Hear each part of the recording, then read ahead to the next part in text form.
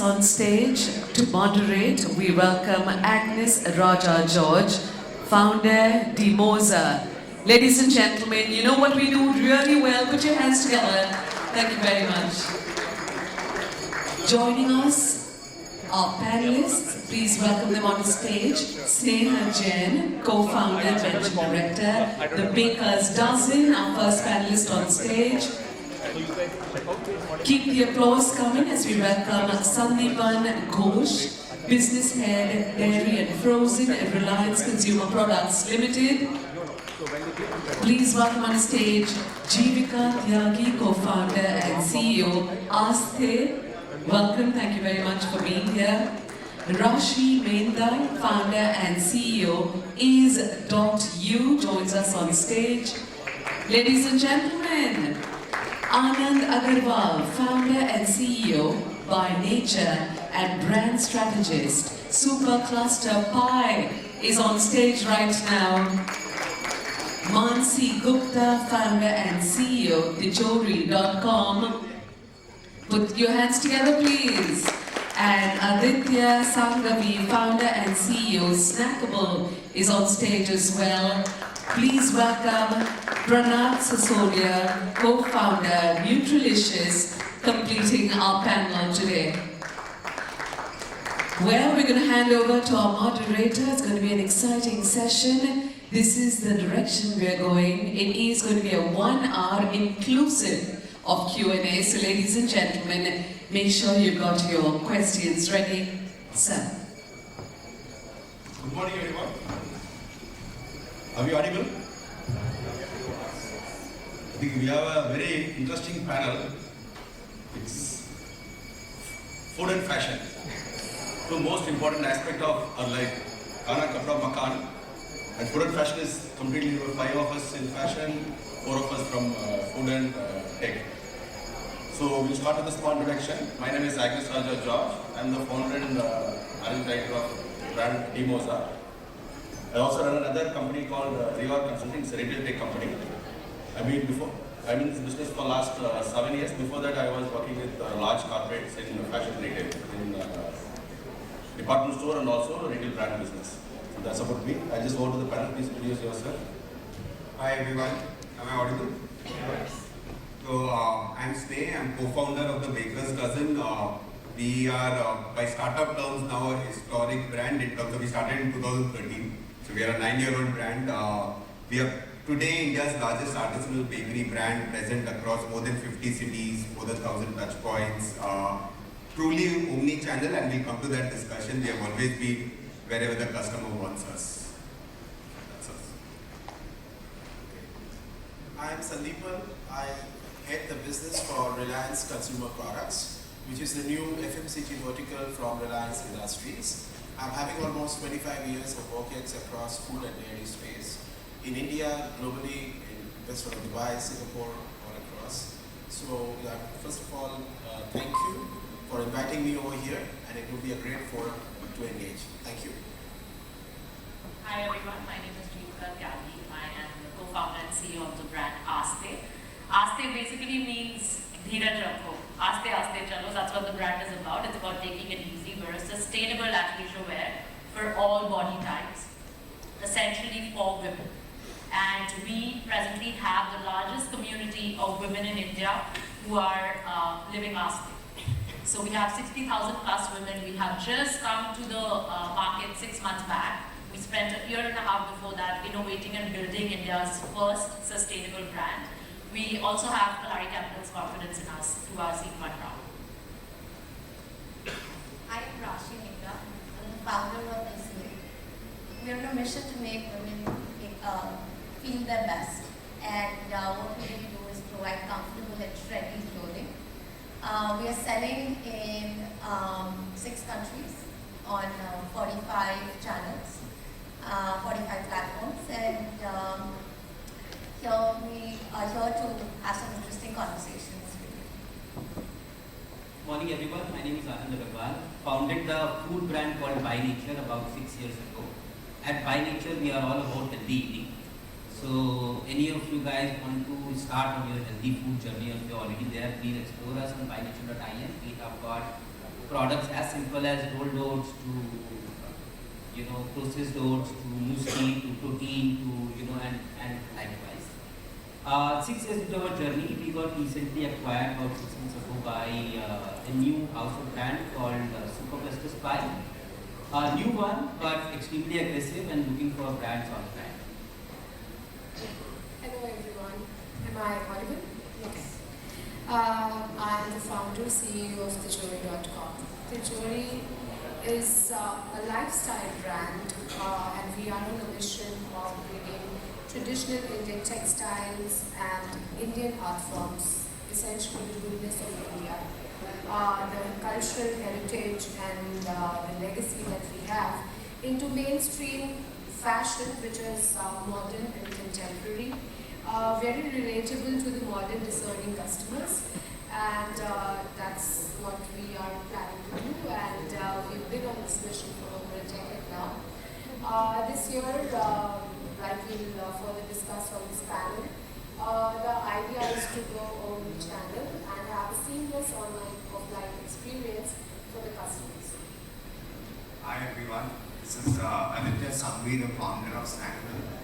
We are a health snacks brand. We were one of the first health snacks brands to launch in the country in 2015. We have 80 plus snacking options that we sell on our website, and 80% of our sales comes from online channels today, with 20% coming from offline. A lot of our sales within the online channel also comes from our own website, and yes, looking forward to the discussion, the panel around omni-channel. Hi guys, can you hear me? Pranath, Sisodiya, co-founder of Nutrilitius. So we are here to help the modern young working women and men combat the lifestyle issues that they have related to heart issues,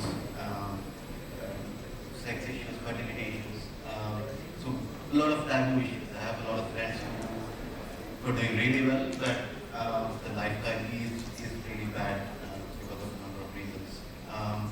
So we are present mainly online, so D2C, but omni-channel to us is about building trust. Because it takes a lot for them to try a new supplement rather than, for example, try something else. Yeah. So let me just give a small incident that happened in my life. Way back in 2007, I was doing consulting for UK's largest retail business. I was part of their global transformation team. That time, Tesco was the first one to introduce .com for fresh grocery. So I was there for 3 months. One of our induction process was now we are doing delivery for customers. .com customer delivery from the store. So what happens is you have to go at 7 o'clock, orders will come, you have to go pick them along with the trolleys, along with the customers, and pick, pack, and along with the trolley straight away goes to delivery. 2 to 3 hours delivery for customers. And then it was online delivery done from the store. Today it's called Omni Retail. That's how the Omni Retail is evolved. The reason when we discussed why they were doing delivery from the store, customers were not trusting the fact that you will give old goods, expiry item. To give the confidence, along with the customer.com orders also picked up. That was the experience for customers in 2007. We are 15 years later. We are still in the evaluation stage of Omni Retail. Today we are talking about Omni Retail, what is Omni, how do we do it up. Even still today, I don't see many retailers starting this process. So, having said that, let me take to the panel. How you guys are seeing Omni as an opportunity in your own business? How do you see the future? How are you going to implement it? So I'll start with Sneh.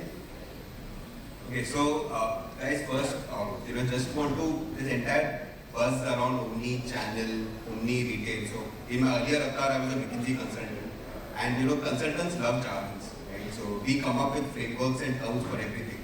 And I genuinely believe that omni-channel, omni-retail was always there in India, right? Earlier, most of you all would have, let's say, the number of your neighborhood shop owner on your phone, right?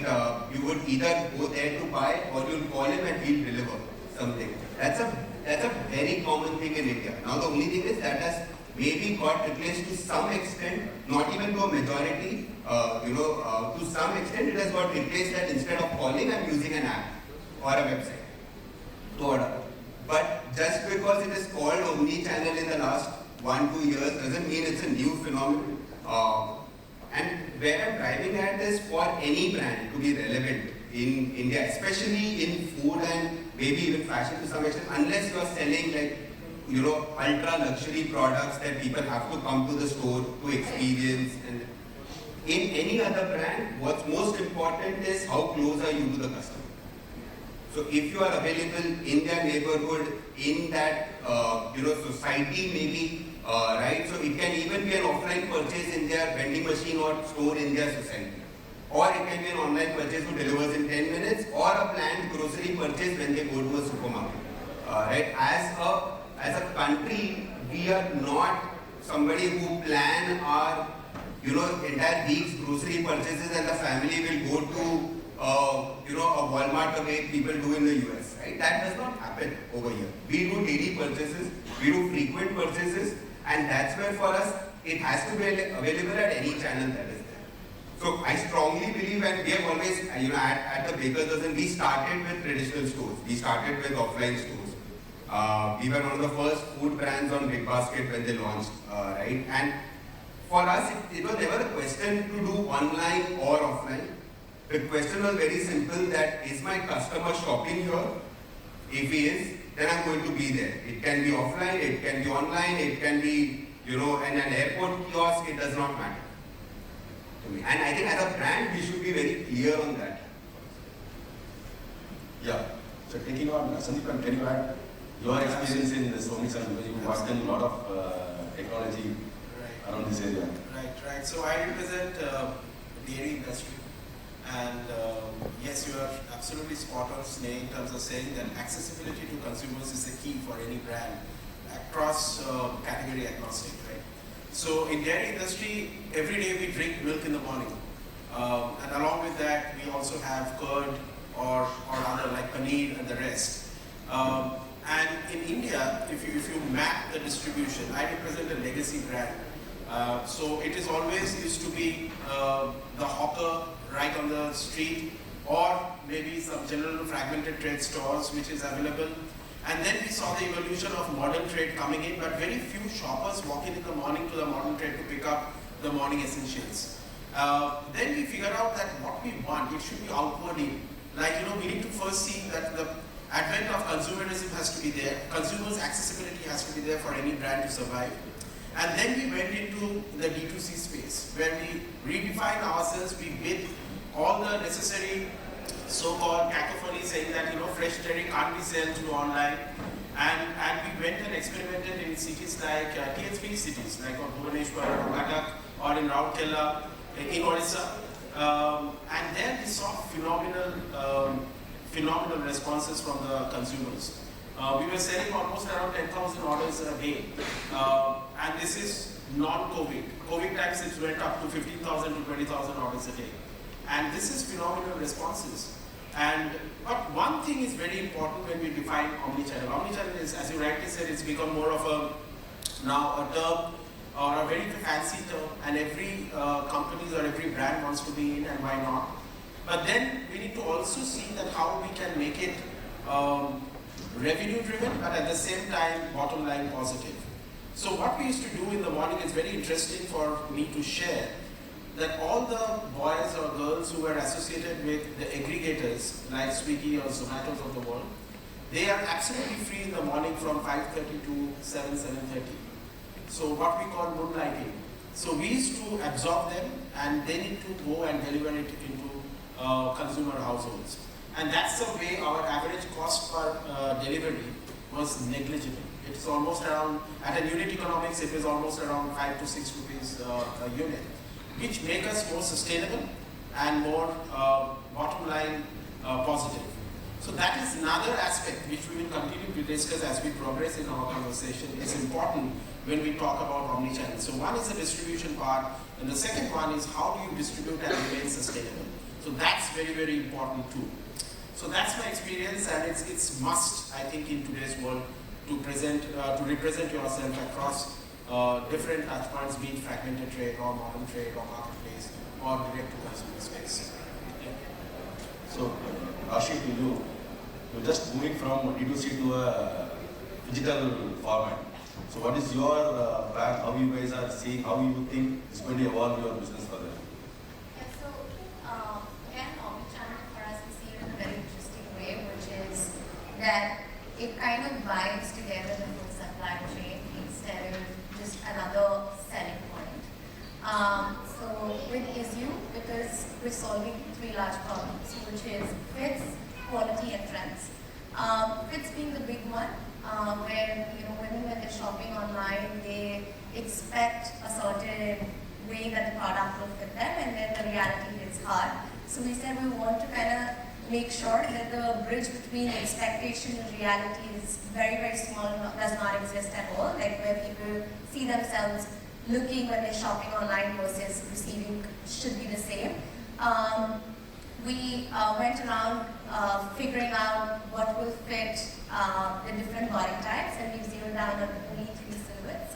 And while we are selling online, we realized that the consumer today is expecting more and more. Even today, that e-commerce has CEO of products, it has easy return policies, no questions asked, etc., etc. Today, the consumer wants a bit more than that, where she has the convenience of feeling the product, the touch factor is there, because when she's paying about 2,000, 2,500 for a dress, she wants to make sure that she's getting the value for the money. And while that is happening, we said, while she's coming online and shopping from us, we also want to make sure that she is getting another option if she wants to return. So we are offering a click and collect option now as kiosk in the malls that has high footfalls in CBD locations.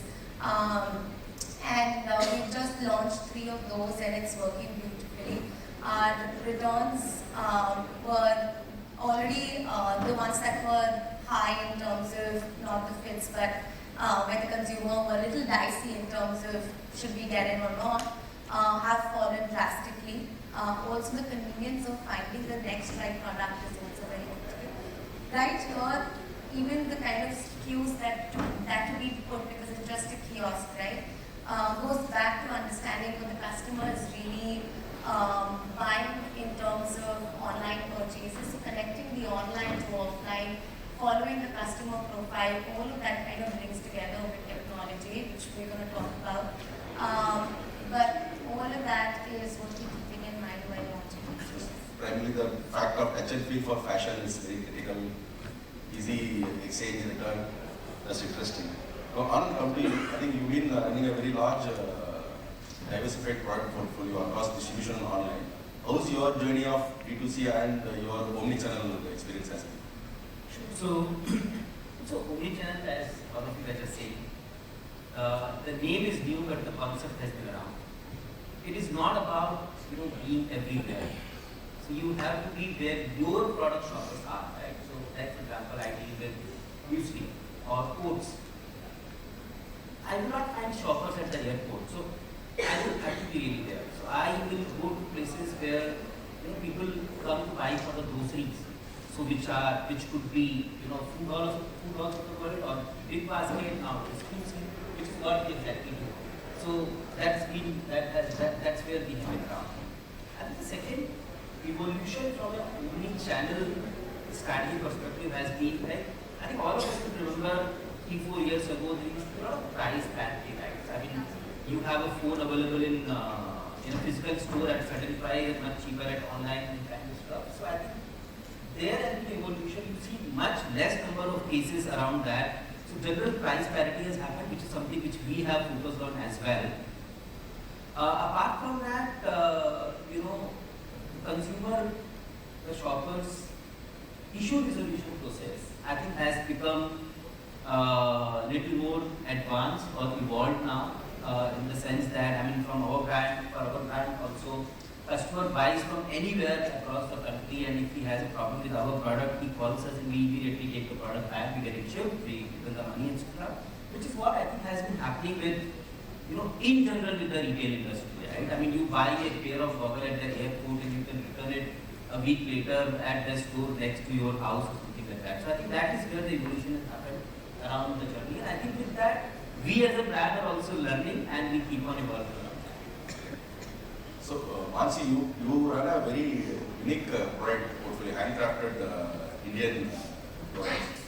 So how do you think this going Omni will help your business? I think a lot of us here are in unique business. How this Omni-channel experience, what you're planning to do, will help?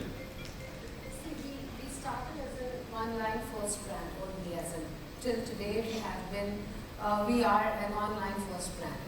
And when we talk about e-commerce and the matrices, the performance matrices, and how the business is built, how you function and operate, we've been on a very lean inventory model. And which basically means that the best sellers, the top 60% revenue generators, we normally keep in stock, and everything else is made to order, which helps us keep inventory to a very, very low level. And for a decade-old brand, if you look at the inventory and the wastages or the dead stocks they have, the numbers are huge.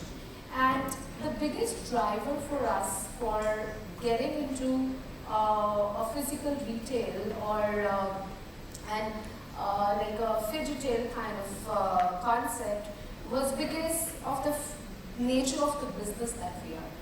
Since we deal with a lot of surface detailing and printing, the textile, and the consumer that's there in the market right now, the comfort that they get in touching, feeling, trying, and then buying, and also having the comfort of having a counter where they can go exchange, return, etc. And for an online brand only, it becomes very difficult to personify that brand. So having a physical presence therefore helps. We did a pilot actually just in front of our offices. We had a small display area, which was essentially not for sale, but it was just a display that we had maintained in for our own office. And but we have customers who are walking in, like 2 to 3 customers per day walking into our office for buying or exchanging or returning. And what we realized is that basket size goes up 4 times if they are just coming in, and no matter if I'm telling them that it is not in for sale or anything, they're just scrolling through the website, finding what they want, and even if they have come in for returning, they're buying 4 more things. And if I have it in the warehouse, I will get it plugged out and get it delivered to them at the same time.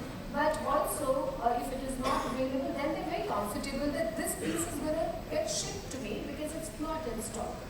So, for us, we want to take the goodness of or the high points that we had in on online journey, the lean inventory model, keeping the marketing costs, etc. At an optimal level. We want to take all the strengths of online to the physical. I don't want to have like a super huge store, or it has to be a very intelligent store where you have lean inventory. Again, I want to take all the strengths of online to this physical retail model where you are not compromising on the customer experience. At the same time, customer is able to see the samples of all sizes, a sample of all the collections in all the sizes, all the fabrics that we are using, and a few trial rooms actually.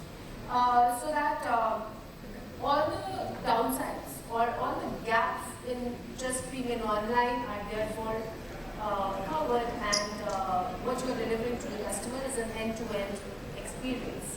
And again, it's going to be absolutely seamless. There is no difference whether you are online or offline.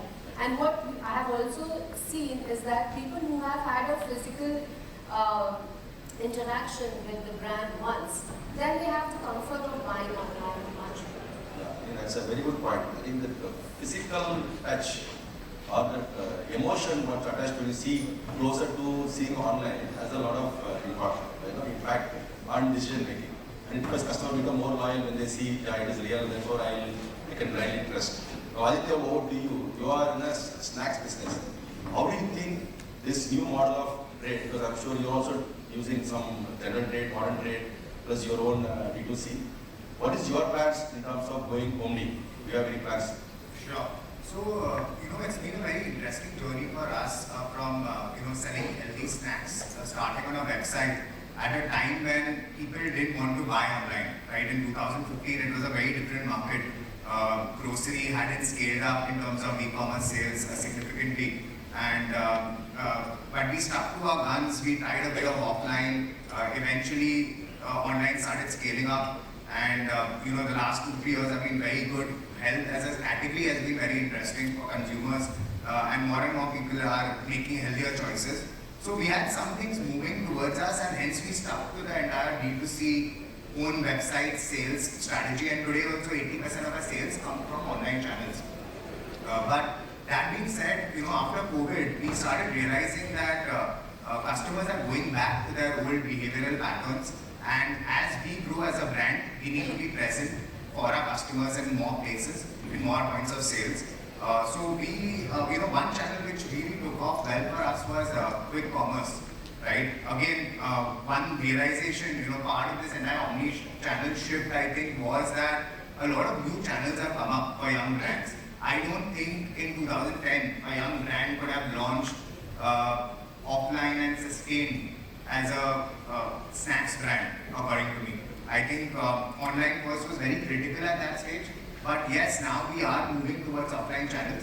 But again, circling back to quick commerce as a channel, I think that's been a very interesting journey for us. In the last, I would say, 6 to 8 months, we have learned a lot in that category, because we realized one thing about our category, right? We are a highly impulse-driven purchase category. It's very difficult to get a customer to make a pre-planned purchase. And somehow we managed to get people on our website and purchase, because we do take anywhere between 1 to 4 days, and it is essentially a pre-planned purchase. But quick commerce made us realize how fast scale can kick in if you are available literally to be delivered within 10 to 20 minutes, right? Because that's how snacking is, right? None of us plan our snacks. We don't know what we're going to eat today at 4:35 or when we're going to eat. So we realized quick commerce was like a wake-up call, where we realized that, hey, if quick commerce is working well for us, I think we need to start entering the offline space. We need to get into GT, we need to get into MT, and make our product as visible and available as possible. But one thing we realized from a quick commerce experience and our online experience is that product channel market fit is very important. So just because a product works on your own website at 50 rupees for a packet of chips, right? That does not mean it's going to work offline in a kirana store, right? So we have put in a lot of thought process into curating which products go into which channels. So today we have 80 plus products on our website. We sell about, I would say, 25 to 30% of those products on marketplaces like Amazon, Big Basket. We sell about 15% of the portfolio, say, on quick commerce marketplaces. Again, low inventory model, right? You can't put more than 5 and SKU. And in retail, again, we intend to go with 10% of our product. So I think that product segmentation and tailoring the product to fit that channel is very critical to get the omni-channel strategy right for young brands like us. Yeah, that's a very good point. Because being Omni is, if you put everything everywhere, then we may burn pocket somewhere else. I'm sure a lot of us actually had that experience. So you have to channelize because each channel has a different consumer base. Our own store, we get a select customer. When you go to marketplace, a different kind of customer. How do we treat the product portfolio to be omnipresent? Now, I'll go to the next point, which is most of us are getting into Omni mainly because of creating a great consumer experience. So now customers are buying your store, customers are buying at the website. How do we bring in a uniform customer experience across channel? Now, Jeevika, if you can add, you are a very consumer-focused brand, how do you think customer experience is going to play a vital role in creating this strategy? So, I want to first talk about who are these consumers and why we want to be on the channel. Women these days are getting busier than ever. We are no longer working 9 to 5. We're working probably 10 to 8, 9, 10 p.m. Right? 10 a.m. to 8, 9, 10 p.m. And then we're going back home, figuring out what to order on Swiggy or whether we have to cook something or not, if the vegetables in the fridge, if not, order Swiggy. And what's that doing to sort of our lifestyle is that we have very little time that we want to spend on what we want to buy. So we have no pre-thought process anymore, how we were before. Before women were very, very well planned. And now we are just multitaskers. We may not be as, yes, we are better planners than men, but we've become multitaskers and we're always on the move. So what's happening is that we don't care how the product is reaching us, and we may not remember where we interacted with it. We sell leggings. We have sold 15,000 of these leggings already. They're 100% sustainable leggings. They're as good as your Nike, Adidas, or whatever is a global brand that's popular. The reason as a homegrown brand we've been able to sell that is because we are very easily accessible. We're on Swiggy Minis. Like, when was the last time you thought that Swiggy will be a place where you would be buying products for fashion, right? And quick commerce has helped us do that. Now, what's really important for us, since we're very, very community-driven, is to have that seamless experience. That if you're coming on Swiggy Mini, the experience should still be libas, it should still be zen, it should still be cool. If you want it, you get it, otherwise you move on. If you come to our Instagram and you're buying off Instagram, it should still give the same vibe. If you come on our website or if you go to Amazon, you should be able to differentiate us from your regular Nike, Adidas. The experience has to be seamless. I'll give you an example. We recently did an event in Dubai, and somebody came to our stall and said that I came to your stall because it was the most attractive stall that I could see here. And there were all these fashion brands around us, primarily Indian wear. I think that's what worked for us. But she said, I love the brand. I said, how do you love the brand? This is the first time we're interacting with the brand. She said, I love the colors that you guys are attracting towards. And that's how our whole collection is also built, skipping a little. Your leggings can go with your sports bra. You can buy a sports bra from some other brand as well, and our leggings will still go with them. So it's a very mixed match model collection. And when she came to our stall, she came to buy one leggings. She ended up buying 4 things, like he just spoke about. Why is that? Because she doesn't have time. She's like, now that I'm here and I like the brand, I might as well pick up 4 things. So I asked her, why did you buy 4 things? Because it was honestly a dry exhibition and there was nothing much to do. So we got into a conversation and I just asked her that what led you to buy 4 things. She said, because I don't know when I'll get the time to come to an exhibition again. I don't know if you guys sell in Dubai or not. I have no time to understand what all is out here. So today I'm thinking, since I've had the opportunity to step out of my house, might as well make the most out of it. And that's why, one, it's very, very crucial to give the same experience around platforms, whether you have a store, whether you're going to an exhibition, whether you're selling out of your office, whether you're selling online, the brand needs to speak the same language because you're essentially speaking to the same community members. Exactly. Right? And you have to ensure that your inventory is also similar, which is the biggest challenge, I think, the moment we say omni-channel.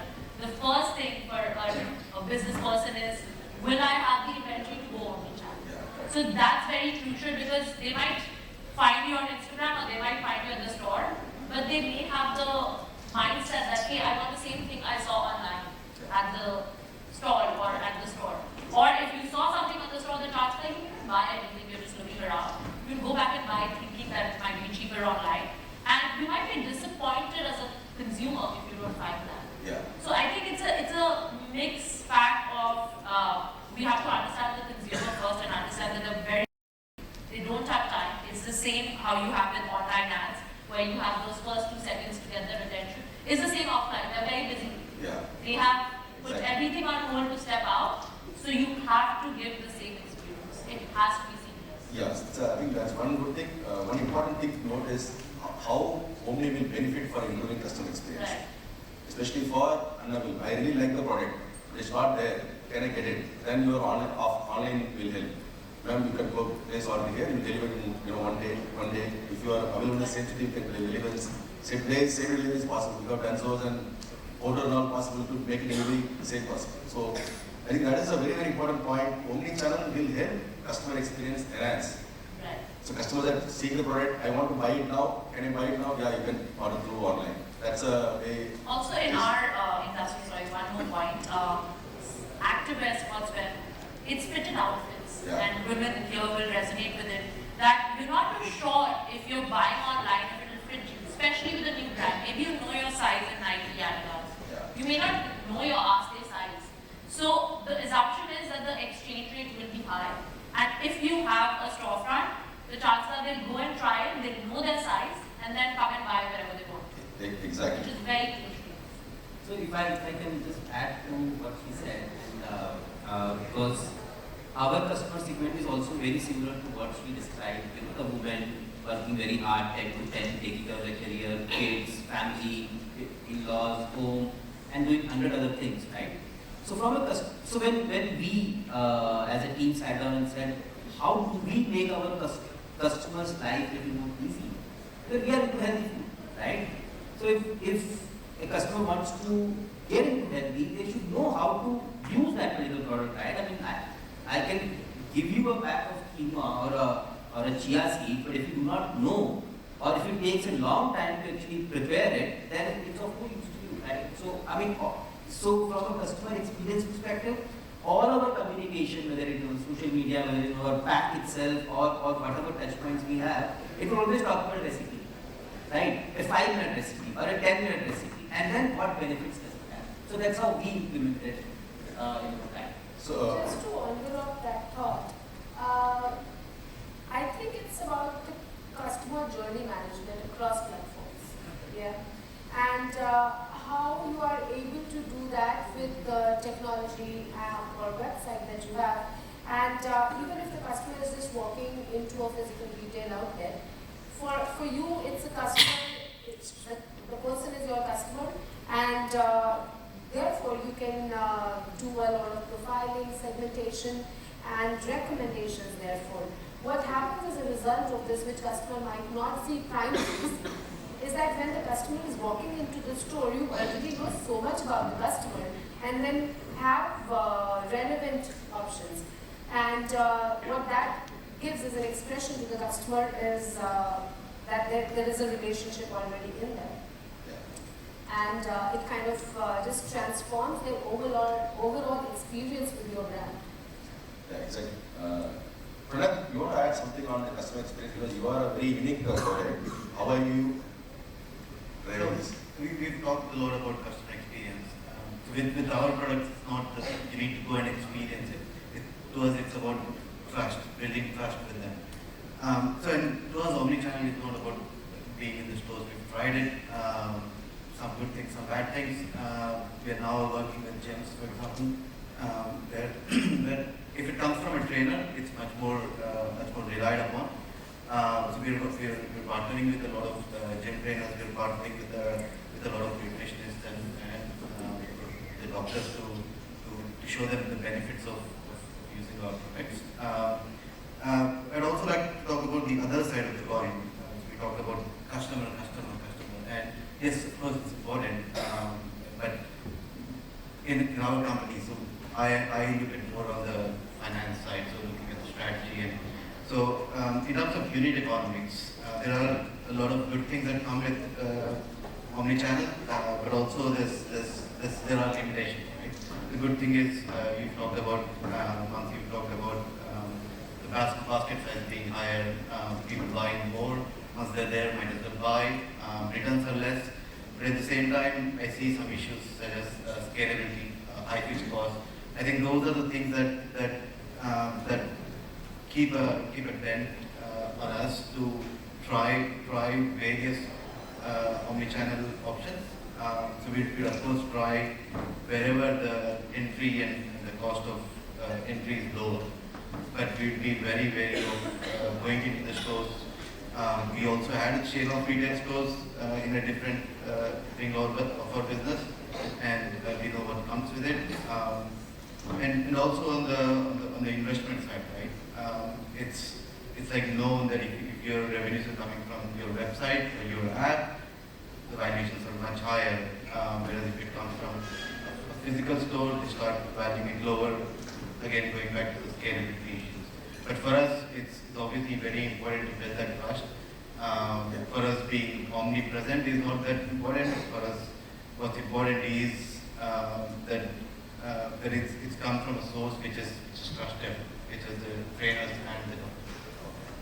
So I think Omni channel and customer experience both in hand. Most important aspect to bring this together is the tech. How strong we should have a technology now. A lot of players go D2C to offering omni-channel presence. Now we know where my customers are shopping from, which cities, within which cities, which pin code customers are shopping from, so I can open a store there, I can still have a good trust building. Then when you open a store, how do we connect more seamlessly across my offline online platform? So how tech will play a very big role in evolving this omni-channel platform? Rashi, so you are a tech, you can start with you. I think for us, when we open 3 kiosks in 3 different malls, for us, the critical part to answer was location.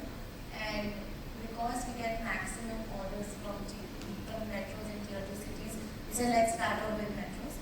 And also when we were looking at the data, we were trying to understand that the consumer profile, right? The kind of returns and the orders, the maximum orders that we're getting, who are these women, and let's understand them better.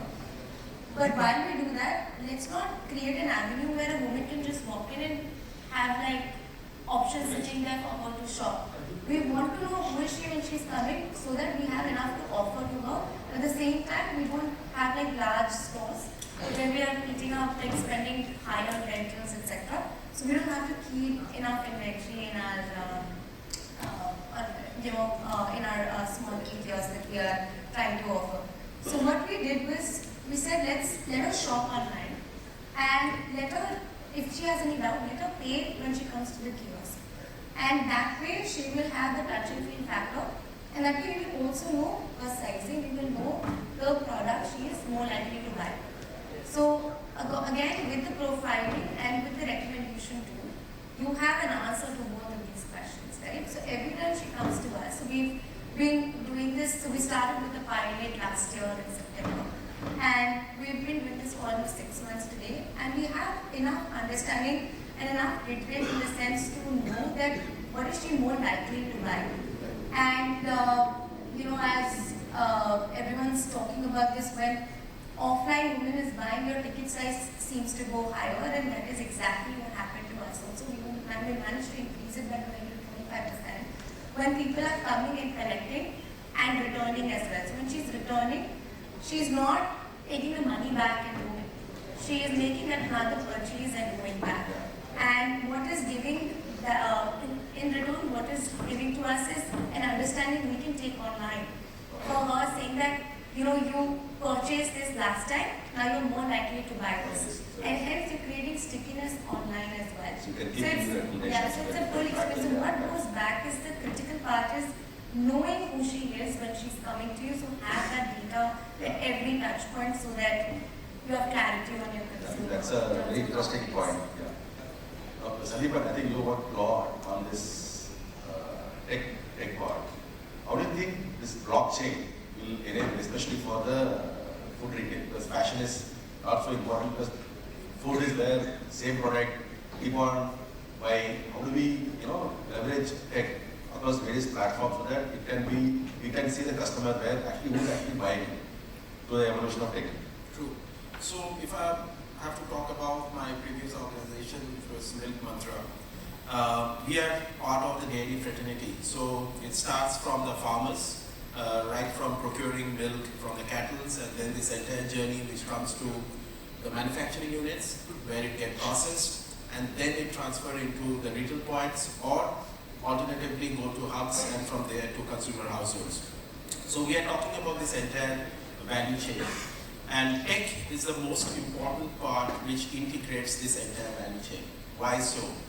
One of the challenges in India, what we face is trust deficit, be it in consumers' side or at the farmer side. So talking about the consumers, we really don't know the morning milk what we have every day, or we are giving it to our families or kids, whether they are adulterated or not. So it's important for consumers to know the source of origin. This is quite a common thing abroad, but in India it's still very niche and it's evolving. So what we did, we created an entire blockchain technology from the sourcing of milk, that is procurement from the cattle, right from milking to the end point journey to the consumer households.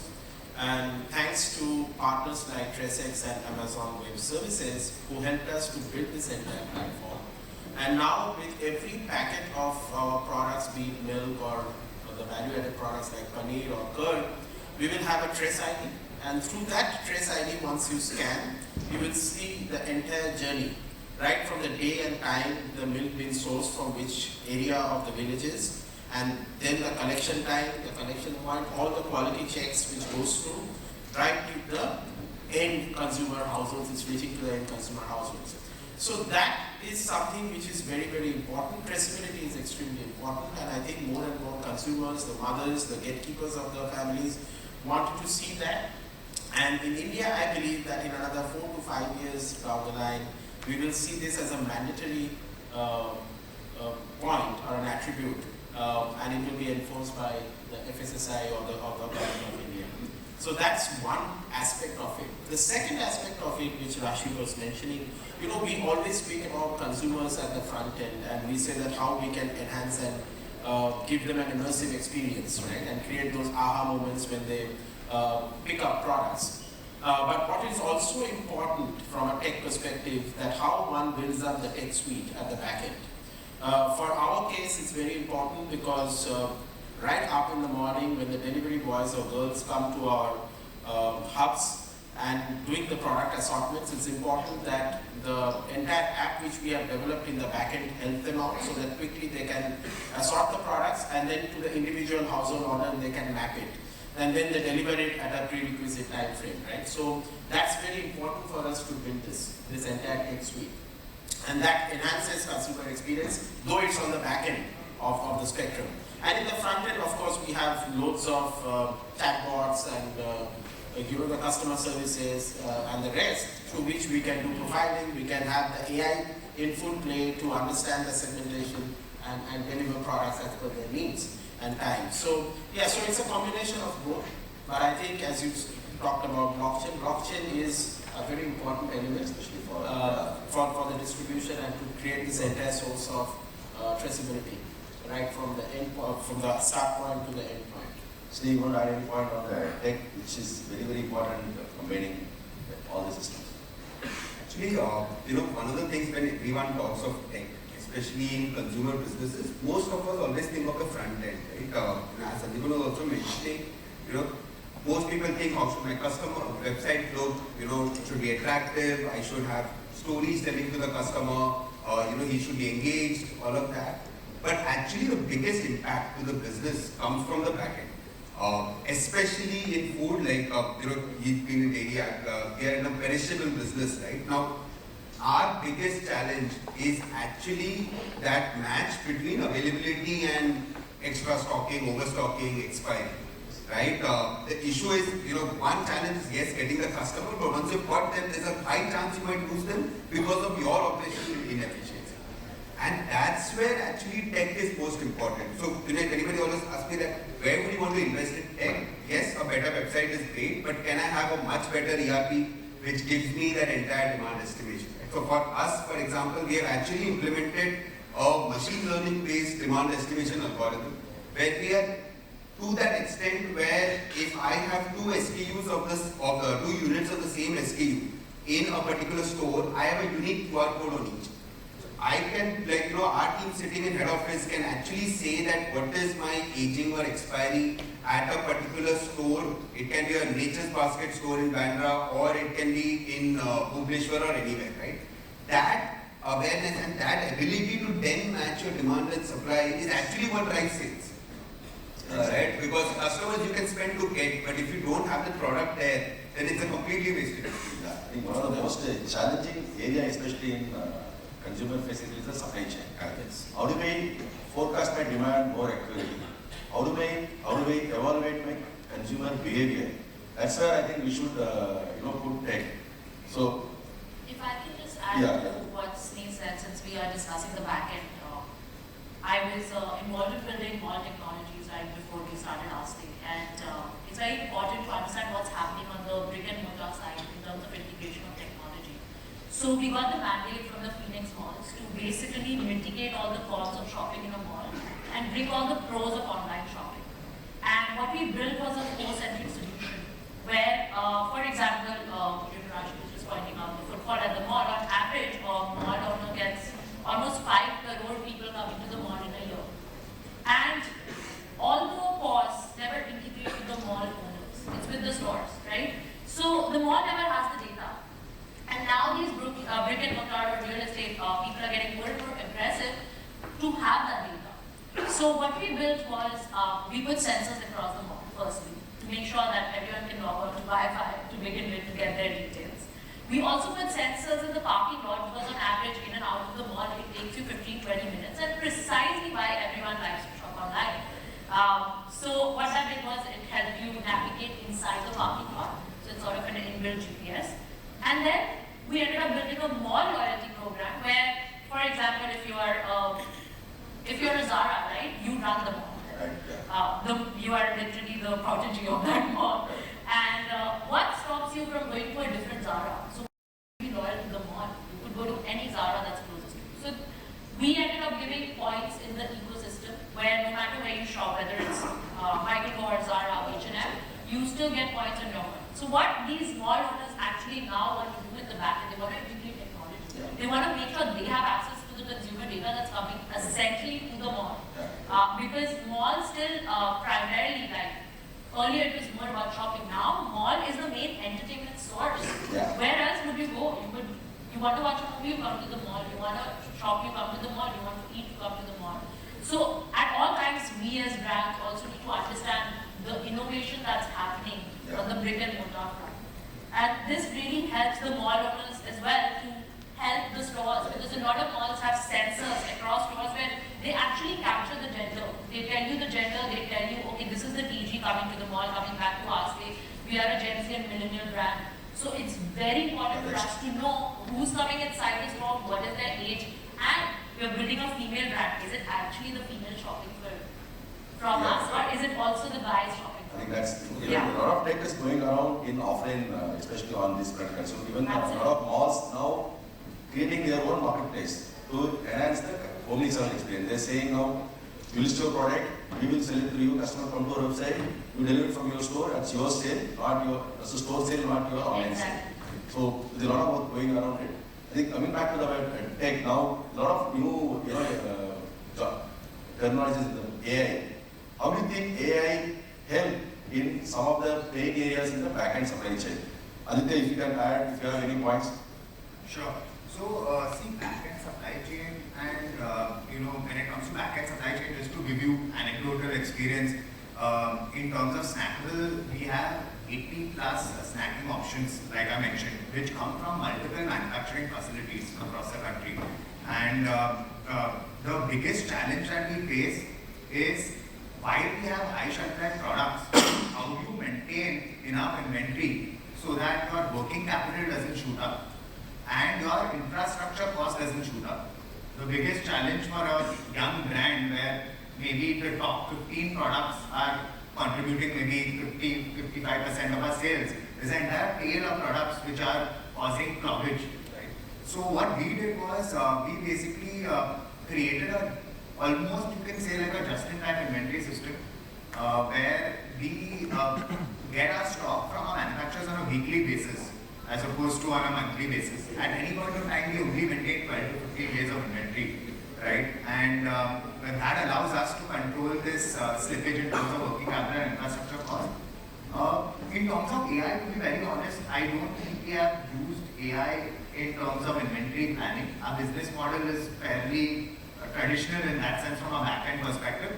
But when it comes to AI and ML, I think we have used it a lot in our front-facing side of the business. So I would just like to highlight that to a certain extent. So, I think a couple of things that we realized was retention is probably the toughest, cookie to crack for a D2C brand.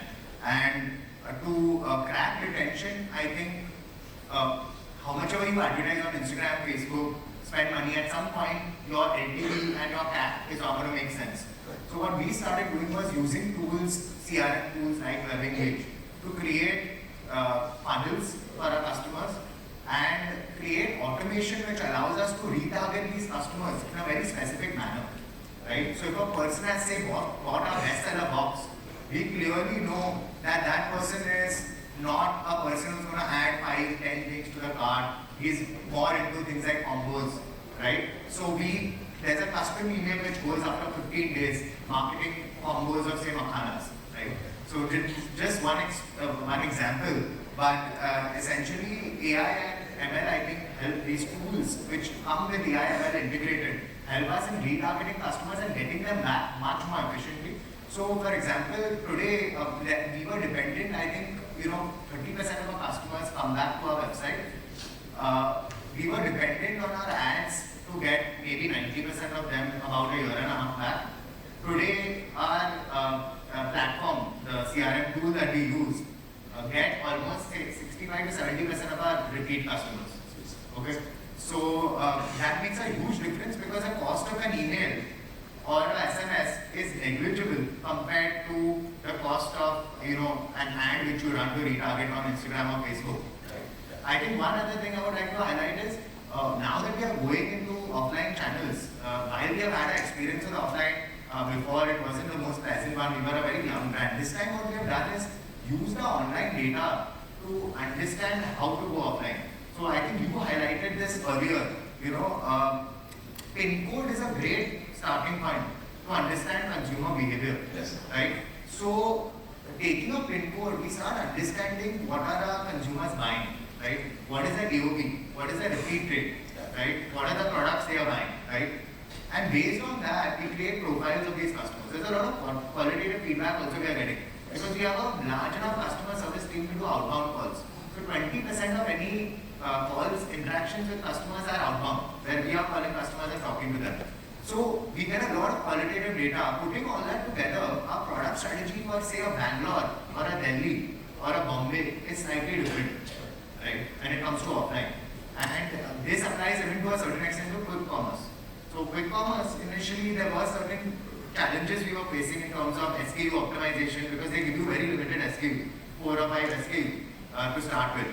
So we use this data to analyze which products were going, say, in Blinkit's Bangalore warehouse versus their Delhi warehouse, right? And that made a big difference. I mean, they were open to that customization. And so I think when you're, as a D2C brand, when you're going omni-channel, I think the data which you have access to through your own website is going to be golden, in making decisions for your offline. I think that's very, very critical. I think we use the data what is available on product consumer and use it wisely will be more impactful. Yeah. The important thing is that the new area is on the metaverse. I think it's primarily 3D modeling and how can we use it for fashion? Whether Mansi, Rashi can have any ideas which metaverse? So how to use it for fashion? Well, there are multiple ways. In fact, in Metaverse, fashion is, I think, the most popular industry most spoken about. What we are right now doing is something we're building. So we do 3D modeling of all our clothes, and we make sure whether it's something as simple as sharing the designs along with those, the avatars on our Instagram is something we have started with. So we put the picture of the clothes, we put the picture with the model wearing it, and then if you swipe further on our carousel ads, you will see those clothes in Metaverse. And while it's just a huge consumer delight, it sort of opens a lot of new things that we're trying to build around the brand. Again, coming back to the same point that we don't have time. I just want to reiterate, we women don't have time, and and we want to be able to imagine, Yeah, so basically, just How we from know. whether we're sitting on a bed and scrolling, Yeah, exactly. of how that particular item will become us. Yeah. Right? That's And exactly the 3D you modeling. may be able to do Yeah. multiple imagery and go heavy on getting different models, being a size inclusive brand. We want to show our clothes on somebody who's on the petite side or somebody who's on the tall spectrum and different ways. But there's only so much you can do in terms of imagery. Yes. If you're building a store like a plug-and-play on Shopify, right, Yeah. your website will become slow, no matter how much you compress the images. If you're selling on Amazon, they have the most boring product imagery mandates, right? So your product will start looking boring if you just stick to the old school approach of just showing clothes on models. So we have to push that envelope. And I think Metaverse has let us do that. Yeah, I think Metaverse is also for the new age generation. We are all the generation, we are Gen Z, we are millennials, Gen Z. Oh man, I got it all wrong. Okay, customers. Okay, now we are almost ending. We'll have few points.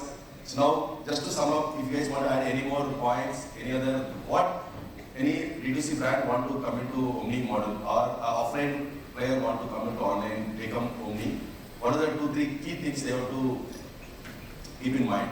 Maybe Sandipan, you can start. Yeah, I wanted to pick up from where she ends in terms of Metaverse. I think it's important for us to know that it's not about what we can do in Metaverse, but instead it should be that how we can represent ourselves in a way which can enable the business to foster, or it can further add innovation strategy. And if that is so, it is much beyond the immersive experience that we are giving it to the consumers. Time is slowly coming where we need to start measuring what's happening in Metaverse, which is equivalent in terms of the alternative channels of growth. And I think that is very, very key, and it's important for us to understand that. So it's much beyond just an immersive experience per se. In terms of legacy brands which are predominantly having an offline presence and coming into D2C segment, it's important to understand very quickly what it takes to develop a very good app-based platform rather than opting only white label initially.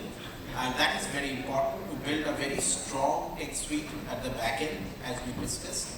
That's very, very important. And in the front end, of course, we should adopt more of immersive experience through machine learning and AI in terms of consumer profiling and all. It's very unfortunate to see across that AI is considered or has been used more as a feature nowadays than actually a very structured innovation program. So I think more and more companies and brands, especially the startups, if they come and start leveraging AI, not as a feature but more as a full tech suite, we will see much more beneficial in terms of the usage and application features to that. Thank you. Sneh, Anand, you want to add something? Couple of things I will add. I mean, our journey was that we went offline first and then we came to online. So things to consider, which we learned from our experience. Once you move from offline, I think one to remember is offline when you're selling in a food hall, right? The customers are already coming in. But once you come online, you have to first bring the customer and then you have to make the plan, right? So unit of economics is definitely something which you have to really consider when you are coming from offline to online, because there is a cost of bringing the customer from somewhere onto your website or onto your other online channels. Right? So I think that's one thing that you have to take care of. Second thing important to take care, I think the online products, generally I think if you have a USP which is slightly differentiated and you can talk about it, then customers get interested and and want to explore more. When they want to explore more, it's when they want to actually buy, right? So I think you should be able to communicate the USP of your product, the differentiation of your products very well. So I think these are the two things which we learned in our journey when we moved from when we extended from offline to online. And I think that's what I think. Thank you. Yeah, you want to add? So just, I think I just want all of you all to think about, rather than omni-channel, and I think we have already alluded to that, it should be more almost like omni-customer, right? Where is the customer shopping? Because in an online marketplace, you have an Amazon, you also have a Flipkart. These two TGs are very different. In the trade universe, you have a Nature's Basket, you have a DMart. You can't take the same SKUs and same product range of a Nature's Basket and go to a DMart and then say that it's not selling over there. Right? And both of them work, but you have to tailor it. So if you're a brand which is targeting a slightly premium customer, then your Nature's Basket, Amazon, Instamart, these work for you. But if you're at a different spectrum, then, it does not matter whether it's online or offline. So the only thing to think of when you're scaling is where does the customer shop, irrespective of channel. That's good. I think it was a very good session. All of you, thanks for your valuable time. I think we are actually overshot by 5-10 minutes. If you have any question, we are actually available offline. Any question? Would like to ask any question? Actually, we've got just 35 minutes for lunch now because of the overshooting of time. This is. Thank you so much, sir. Ladies and gentlemen, I know you've got questions. We saw the hands going up, which is always a good thing. Please make sure you connect with our panelists during lunch. Can we please have a group photograph? If you could step in front of the tables, that would be wonderful.